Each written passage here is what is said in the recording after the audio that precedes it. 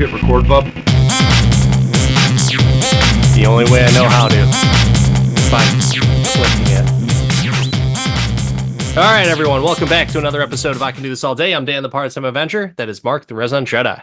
Hello there. Today, we're going to talk about something that we've been waiting for a really, really long time, and that's the new episodes of the new X-Men 97. All right, X-Men 97. So this is the continuation of X-Men the Animated Series. We had a previous episode on the Night of the Sentinels, those two episodes of the original series, and now we're just revisiting the first two episodes of the new series.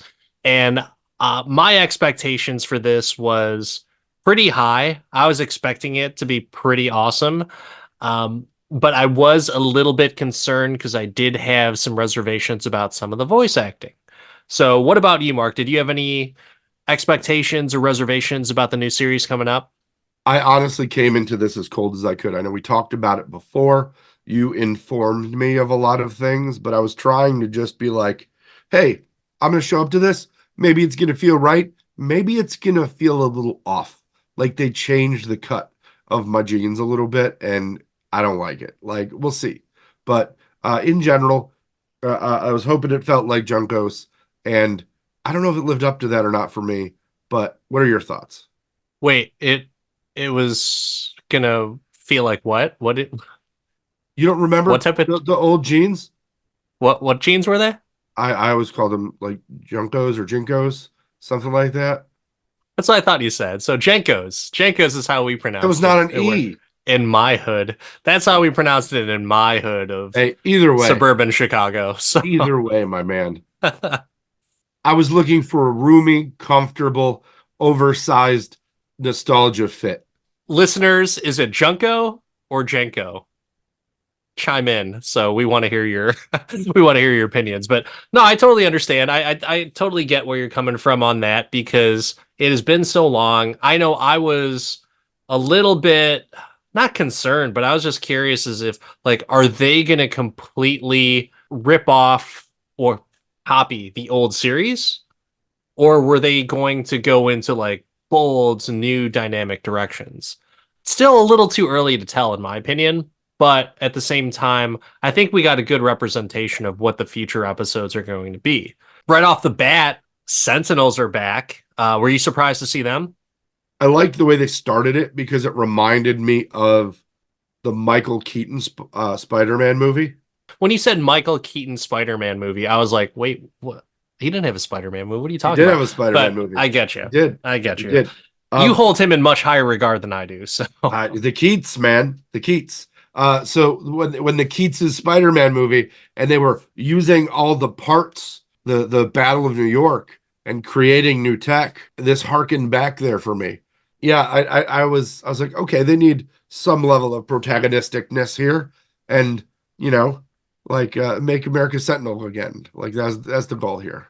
initially, you get to see Storm and Bishop. I know you had said that you didn't watch as much of the old animated series as much as I have, and I've watched every episode, most of them multiple times. One of the things that did not, maybe they'll explain it a little bit later on, but I have no idea how the hell Bishop got there.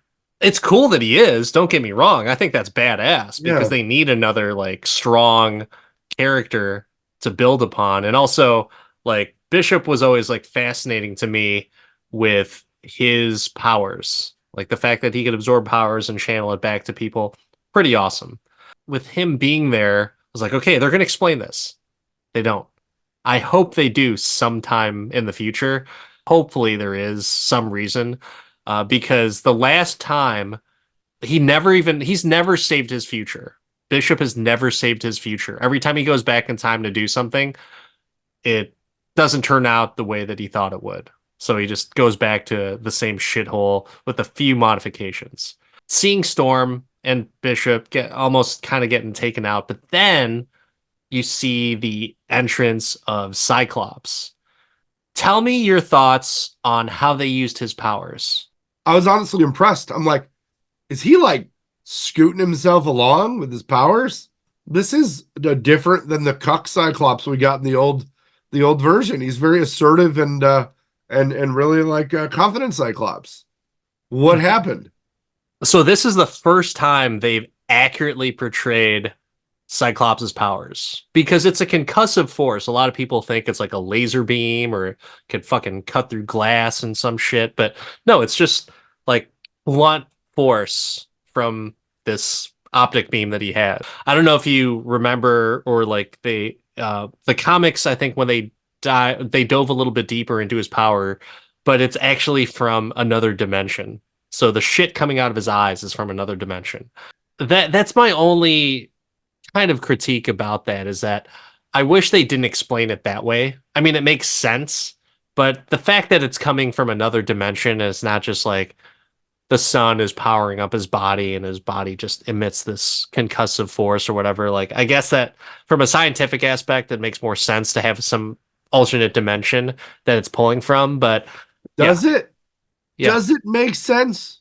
more so than he has, it's basically Superman. His like the sun feeds his optic blasts, and that's That's what he actually uses to like shoot. it's just a hyper reactive version of chlorophyll, basically. Not borophyll, but chlorophyll is Borophyll. Superman's powers, right? Yeah. Cyclops has black holes in his eyes. Like, I don't know. Like I said, I am not a big fan of that explanation, but knowing that it's just concussive blast, I thought it was fucking sweet that he's using his own optic blast to like slow him down, to speed him up, push himself out of the way, push others out of the way, stuff like that. That was probably next level writing and creative thinking in my opinion because as awesome as Cyclops was in the initial animated series, his powers were very like just laser beams. He just shot freaking Yeah. laser beams out of his head. I was cool with that, but I Oh, do like this version of it. it was the best part of the episode. They represented the concussive ability of his powers uncontrolled by blowing out all the windows in the place. So That was sweet. The that made fact that sense. he, yeah, the Yeah. fact that he just went like ape shit and just blew up that building was pretty awesome. Very leaderly of him, so that was kind of sweet. Well, what about some of the other characters? Let's talk about Wolverine. Were you happy to see him? Was there anything that you had some particular This is the one observations where the about? voice didn't do it for me. So his voice, it's the same person who voiced him in the original series. It needs to He find a different sounds gear. he sounds like super fucking old, but some of his lines were just like a little bit more gristly than Yeah. it should have been. Wow, Wolverine, you're 298 years old because you sound like you're 298 years Yeah. old. I know there's a lot of controversy about Gambit and his cut off shirt. Who cares? Like, I didn't Yeah, no. understand that. I'm Like, going to tell you why I have a problem with it. And it is not for any of the controversy on the internet. Gambit does not have any powers that make him impervious to any kind of damage. There is no way you're frying beignets in a cutoff shirt. no, it's not like you're frying chicken or bacon.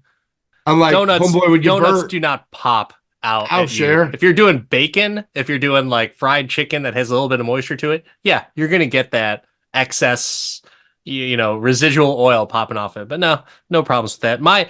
The only reason I had a slight problem with the cutoff is that should have been done in the original series, not what's dubbed X-Men 97, because the male midriff was gone by the time 97 hit. It was gone by the time like 92 hit. Because if you remember, there were dudes at the beach that would wear cutoffs and they thought they were looking styling. So to me, it was just a time error. Mm. Not it's not a fashion choice error or not a woke type of argument. It was just the fact that like you were about 5 years too late on that midriff cutoff. What Um, about Jean being pregnant? Was that a surprise to you? I was like, why? Why are we doing this timeline right away? Why not? I was just like, I don't like pregnant bitches. That's all. no, it's not that. I'm just like, that series didn't bring like depth of family consequence to anything.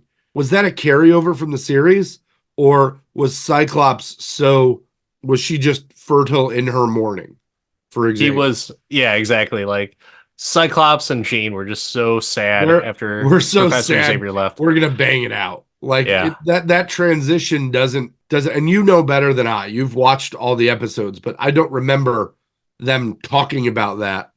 Yeah. I'm not up to date on their relationship prior to Charles's demise, but I've got a feeling that there really wasn't much time for coitus. I did like the fact that Jean didn't sound so. The only way that I can describe it is that Jean in the original series sounded like someone who worked at a perfume counter at Macy's.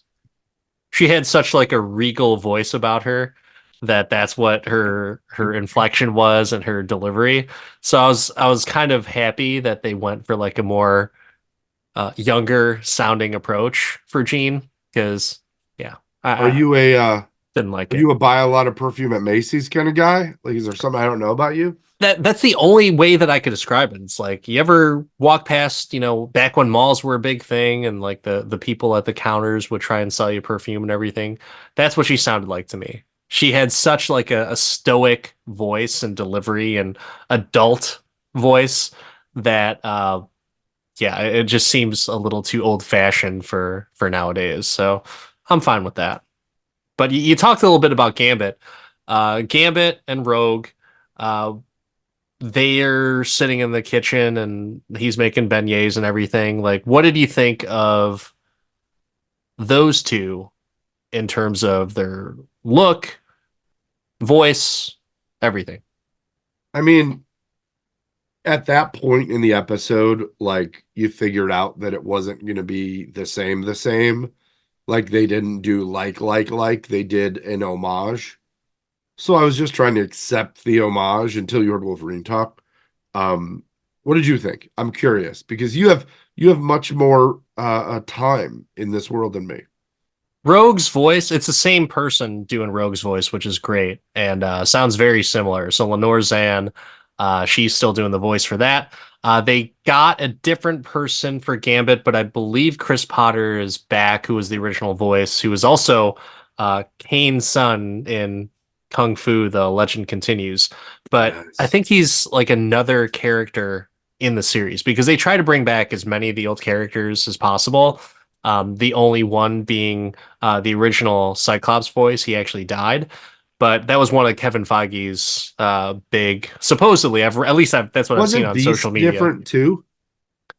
Beast is different. Yeah, I Yeah. think. Well, I don't know. I can't Storm remember off the sounded the top of my same. head.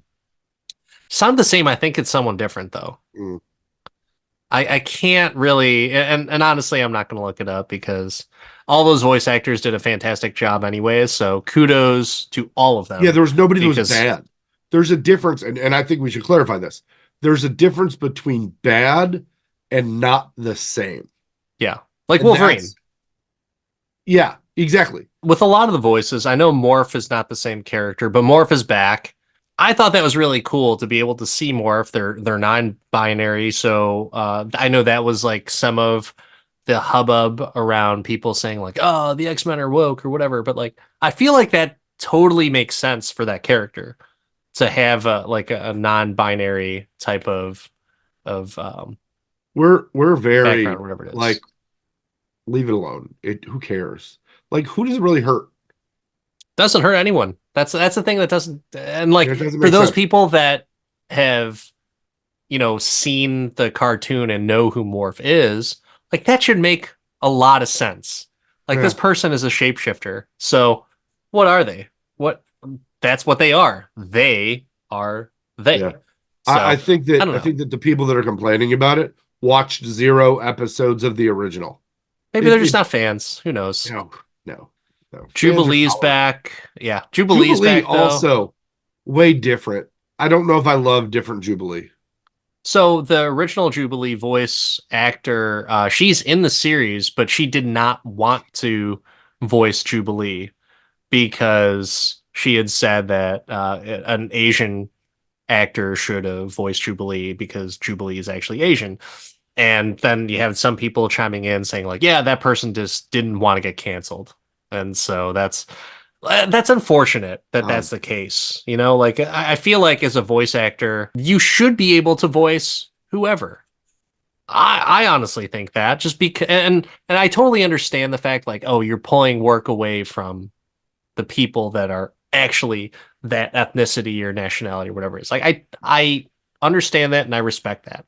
However, the admirer of performances as I am, I like the fact that people can do impressions of all different races and backgrounds. I love the fact that someone could who sounds completely different than how they look can make that a part of their craft and really execute on the stage or in voice acting. That's just something for me I never thought a whole lot of. I just thought you get the voices that are going to be best for the character. So Bishop is back and he has a haircut. Not a lot from Bishop in the two episodes, but enough from like the action perspective. So, like I said, I hope they go into a little bit more detail down the road, but we'll you see know if what that they're gonna do, happens. right? Like and maybe they don't do it in season one, but based on the way that Disney has approached animation, they'll probably do another season, right?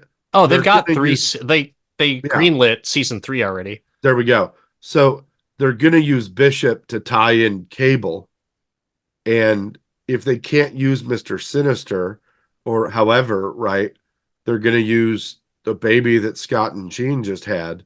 Like they're gonna tie in Cable somehow. Like he's I think Cable is one of the only characters, Cable and Bishop are the only uncannies that didn't hit the original series in any kind of way that I can When you think say of. uncannies, what do you mean? The uncanny X-Men, like that crew. Well, all right. What time Because period are you looking Cable at? Cable was in that storyline. Bishop wasn't Bishop part of that like team? Bishop and Storm and Nightcrawler. There, no, Nightcrawler. Nightcrawler was either on the Blue Force X-Men or an Excalibur. But the Uncanny X-Men. Now, granted, I'm going back to like 90s Yeah. Uncanny. 90s Uncanny was Archangel, Jean, Bishop, Colossus, Iceman, and Storm. Those six, like fucking powerhouse of a team. But everyone liked the Blue Strike Squad, which was Cyclops, Wolverine, Beast, Psylocke, and all that stuff. But yeah, Cable was never. I But mean, but Magneto led the uncanny team that was Magneto, Psylocke, Archangel, M, Mystique, Phantom X, and Sabretooth. And then Storm led the extraordinary X-Men. so this is going into like the later '90s, early 2000s, then, Yeah, from what I probably. remember. But Cable wasn't a part of the X-Men, and if he was, it was probably like in after 2000s, because he was part of like X Force, but not X-Men. And like it's his past is so muddy. And like we could probably spend an entire episode just on Cable itself. But I honestly don't know enough about him. So Yeah, no, they need to draw him first. going back to Morph. So what did you think of his powers now? Because they definitely used a whole lot more of it, but is not as consistent as it was in the previous cartoon. So now he actually has the same characteristics and powers of the people that he mimics, which makes no sense because then he'd be more powerful than all the X-Men altogether combined. What I didn't like about it is like it was cool when he used it because originally when I saw him use his powers, I was like, oh, he can't do that. But it was still cool, like oh yeah, he turned into the Blob or he turned into Lady Deathstrike and then Colossus. That was badass. Some of it didn't make any sense because Colossus never dressed up that way in any of the episodes of the old series. What really got me was like, oh, all right. I guess if he's pretending to be Colossus, like maybe he can turn his skin that, rock hard to where bullets will bounce off of him. But he definitely cannot turn his fingers or hands into swords. So when he turned into Psylocke and he was doing like a whole bunch of ninja stuff with swords, I was like, come on. Like you can't just morph into swords and like are you using like your fingernails to cut him? Like that doesn't make any sense to me. I So mean, is he a T1000? right? Like that's what it seemed like, but even the T1000 didn't have as many powers as Morph did. The cool thing about was like you remember the fastball special where Colossus throws Wolverine. Yeah. What did you think of the fastball special variation of this where uh, Gambit throws his staff, which explodes Wolverine onto Morph, who turns into the Blob and jumps off of the Blob and takes out a Sentinel. I think that they were just like, let's see how much bouncing around we can do. It was fun. It was really cool. Yeah, I don't have a problem with it. What about Magneto turning a new leaf? So, like, Charles Xavier dies and wills him the X-Men and his fortune. I thought that was a pretty cool take because now Magneto has all this money, all this power from Charles Xavier, even though he's still a fucking radical and people want him for the murder and crimes of a bunch of other things. I thought that was really sweet, and I know there was a time period where Magneto did kind of be the leader, or at least a member of the X-Men, which was pretty awesome. Any thoughts on that? Well, I mean, it happened in the comics, so they were just going to it. I don't know that it happened at this point in the comics, but how else do you bring Magneto in? Are they going to fight Magneto without Charles? Because they would be all overpowered, right? I would think so, but at the same time, there's been a few times where they gave him some pretty good licks, where it was just The like a benefit, handful of them too. the benefit you get now is flowing locks Magneto because he doesn't need the helmet to Yeah. protect him from Charles. So he's just out there. Did you like the costume that they put him in with the big M? I mean, it was in the comics, Yeah. But I so mean, I don't care. I'm don't like that look. I like his old red and purple look, or even like the white look But that's would the have been villain look. badass. That's the villain look. Yeah, but then give him the white suit. He was a good guy with the They'll white probably suit get on. there eventually.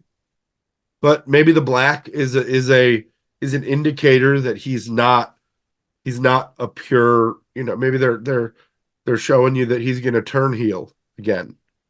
Yeah, which is pretty par for the course for Magneto. Standard Magneto move, yes. He did feel a little bit sympathetic towards Storm after she got shot and she lost her powers, which I'm Yeah. glad that they brought that into this because that's another comic accurate thing. So they're going like comic accurate in a lot of stuff. So I think for us who have read the comics before and, we like some of those other storylines that were never touched in the original cartoon, I think we will be pretty happy and see a good portion of that in this show. Were you kind of bummed that she lost her powers so early, or were you okay with it? I mean, I feel like they're gonna take it as a separate timeline. Because she eventually in the comics got her powers back, right? Yeah. Yeah. Yeah. I mean, what really doesn't make sense to me is why Morph didn't like turn into a super doctor and pull the bullet out and make her better. I love the fact that they totally played her up to be like the Omega level mutant. She And is. when Cyclops says, like, show him the forecast, I was like, oh, she's going to go fucking nuts on all these Sentinels right now. That was pretty freaking sweet. The simple animation of when lightning hits the sand and it turns into glass, I thought was genius because that shit happens. You Yeah. get sand super fucking hot, that's exactly what happens. So realistic. Disney, Marvel, you guys are doing fantastic things in animation, so I applaud you. But I still have an issue with Bishop because how the fuck did he get there? Well, they had wasn't Hank working on his little special time traveling bracelet? Like Bishop just happened to travel back in time again, and he Yeah. decided to stick around and ask Beast to fix his shit. So Yeah. Dude, I can't get back. Can you fix this? yeah, like this is I voluntarily came back just for you to fix this. Like that. I mean, I don't know. but wait, what did Marty McFly do? Same move. Got to get the Yeah, other doc yeah. to fix the docs. The invention doc. We talked quite a bit about the episode. I want to watch a clip with you and get your reaction on some of this stuff, but it is the Sentinel battle and I just want to watch this just because it's freaking sweet. I So love a good clip. all right. So they're all exhausted. All the Sentinels come up. I'm thinking like, oh, they are Give him fucked. the forecast. Until he says that. That's so sweet.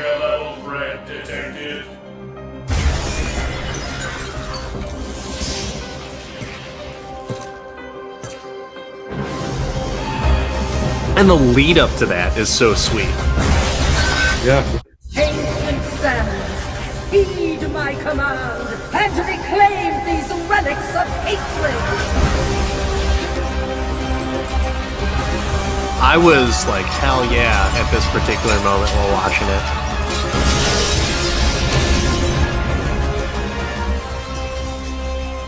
But then aren't you like, well, what took you so long? What was she doing up there all this time? You underestimate us. And then why didn't she take out that guy? Yeah. But here's your move, right? Okay, yeah. Badass, right? Charged up the claws, which should have charged up his whole skull, right? Yeah. And then he gets to do the jump from heavyweights, and then takes the guy's head off. Yeah. Pretty freaking awesome. I thought he was gonna... I thought, just like in, what's it called? He was gonna come up and say, class dismissed. in X-Men The Last Stand. Though my only problem with that Gambit Wolverine power-up is that Wolverine's hands... he must have waited like 2 hours to come back to the team because his hands would have blown the fuck up if that was truly what was going to happen. Or, like you said, if he charged his entire skeleton, he would have been fucking blown up from the inside out. Yeah, now it regenerated from the bone marrow, right? Wolverine is amazing, but Mm. Do you think the X-Men are amazing? Because, Mark, I got a question for you. Can you do X-Men 97 all day? 2 episodes in, I'll watch a few more, but I'm not like obsessed. Okay. And I don't know that I'm going to go back and watch all the old ones to catch up and get all the Easter eggs and things like that. I watched all the old Star Wars Clone Wars cartoons. Like, I've binged through those and I enjoyed them. I watched this as a kid. I enjoyed it. It was good. I just don't know. So I'm going to say a reluctant no. Oh, how dare you? But what I'm going to say is I will offer this to my kid as he starts to get into more like Marvel-y animation. And at that point, I would binge it with him if he wants to. So my all-dayness is dependent on another.